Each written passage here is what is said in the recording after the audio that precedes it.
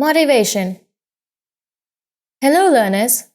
In this section, we will be learning about motivation and its role in organizational behavior.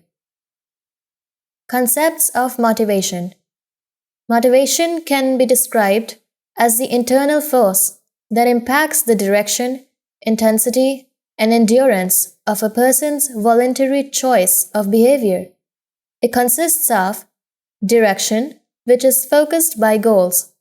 Intensity is the bulk of efforts allocated in that direction.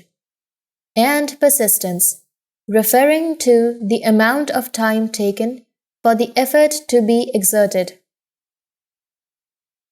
Theories of motivation. Theory of Maslow. Theory of Herzberg. Theory of McClelland. Theory of Porter and Lawler. Maslow's theory of motivation. Maslow's theory in psychology was proposed by Abraham Maslow in 1943. This theory is often portrayed in the shape of a pyramid, with the most fundamental needs at the bottom and the need for self-actualization at the top. From the bottom, the first four levels of the pyramid contain deficiency needs, such as physiological, safety, love, belonging, and esteem needs.